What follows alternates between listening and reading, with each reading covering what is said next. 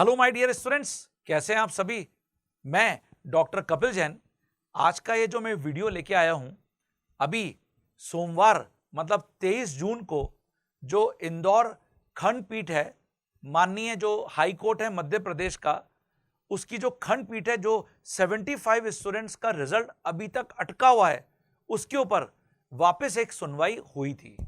और इस सुनवाई में एक बहुत ही रोचक मामला घटित हुआ कि जज साहब ने कोर्ट रूम की लाइट को लगभग 13 मिनट तक बंद करवा दिया।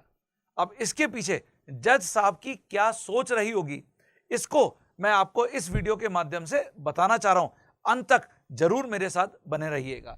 इसके लिए मैं आपको एक न्यूज़पेपर की कटिंग इस वीडियो में बता रहा हूं। इसको जरा सबसे पहले पढ़ते हैं। कोर्ट रूम की लाइट बंद कर दीजिए। जज साहब ने यह ऑर्डर दिया है कि कोर्ट रूम की लाइट बंद कर दीजिए। हम भी तो देखें कि इस बंद लाइट के अंदर कोर्ट में काम करना संभव है या नहीं।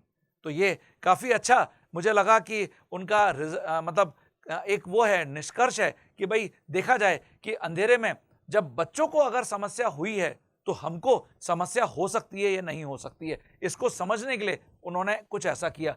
और देखिए, जो कोर्ट रूम के अंदर एनटीए नेशनल टेस्टिंग एजेंसी की तरफ से सॉलिसिटर नियुक्त हुए हैं, मेहता साहब और जज साहब के बीच में जो कन्वर्सेशन हुआ है और जो याचिका करता है उनके बीच में कन्वर्सेशन हुआ है, उसको मैं जरा यहां पे पढ़ के आपको बता देता हूं। 14 जून को रिजल्ट आ चुका है। जो मेहता साहब हैं वो बोल रहे हैं जज साहब को कि सर 14 जून को रिजल्ट आ चुका है, और जैसा कि हम सबको भी पता है टॉपर इंदौर का है, तो उन्होंने भी यही बोला कि टॉपर इंदौर का है। सर, भारत में बहुत सारे बच्चों ने बहुत अच्छा रिजल्ट लेके आए हैं। तो इस सिचुएशन में जितनी भी याचिकाएं माननीय हाई कोर्ट में लगी हुई हैं, उन सबको खारिज किया जाए। याचिकाकर्ता क्या बोल रहे हैं कि सर, परीक्षा केंद्रों में कितना अंधेरा था, इसको पता करने के लिए आप सीसीटीवी कैमरा जो वहां पे लगे हुए होंगे उनको जरूर एक बार चेक कराइए। तो इस सिचुएशन में मेहता साहब बोल रहे हैं कि भाई, हर जगह सीसीटीवी कैमरा लगाने का कोई प्रावधान है ही नहीं। ये तो हम केवल एहतियात बरतने के लिए हॉल में या सेंटर्स के ऊपर कैमरा लगाते हैं, और अगर लाइट चली जाए तो फिर तो कैमरा भी काम करना बंद कर देंगे। तो याचिकाकर्ता बोल रहे हैं कि सर, जिन केंद्रों में, जिन सेंटर्स के ऊपर खिड़कियां नहीं थी, वहां पर बहुत ही गहरा अंधेरा हो गया था बारिश और तूफान के कारण, जिसके कारण बच्चों को देखने में बहुत मुश्किलों का सामना करना पड़ा। और अगर उनका रीनीट नहीं होता है तो इन सभी बच्चों का परिणाम इनके मन मुताबिक नहीं आ पाएगा। इन्होंने खूब मेहनत करी है और इससे इनका भविष्य खतरे में पड़ जाएगा। तो मेहता साहब क्या बोलते हैं, नीट यूजी का देश भर में बहुत अच्छा रिजल्ट आया है। जिन शहरों में आपदा आई वहां के छात्र भी अच्छे अंकों से पास हुए हैं। तो फिर हाई कोर्ट ये बोलती है, मतलब जो जज साहब है हाई कोर्ट के, कि हम भी ये देखना चाहते हैं कि अगर हाई कोर्ट में जो रूम जिसमें सुनवाई हो रही है, अगर इसकी सारी लाइट बंद कर दी जाए तो हमको किस प्रकार की असुविधा होगी, और इसीलिए जज साहब वहां की लाइटों को बंद करने के लिए आदेश देते हैं। तो याचिकाकर्ता बोलते हैं, सर देख लीजिए, अब आपको अंधेरे में पढ़ पाना मुश्किल हो रहा है ना। तो इसी प्रकार से जो सेंटर्स पे जहां पे खिड़कियां नहीं थी, उजाले का कोई साधन नहीं था, बच्चे कैसे क्वेश्चन पेपर को पढ़ेंगे जिस समय उतना प्रेशर बच्चों के ऊपर था। तो मेहता साहब क्या बोल रहे हैं, कम उजाले में पेपर देना मुश्किल होता तो इंदौर के केंद्रों में बैठे जो छात्र हैं वो कैसे पास हो जाते।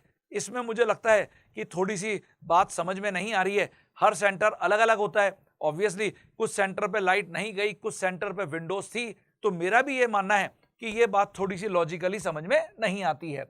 तो याचिकाकर्ता बोलते हैं, जिन छात्रों को दिक्कत हुई है सर, उनकी परीक्षा फिर से ली जानी चाहिए। और मेहता साहब इसको एकदम सिरे से खारिज कर देते हैं कि अब यह संभव नहीं है क्योंकि रिजल्ट आ चुका है।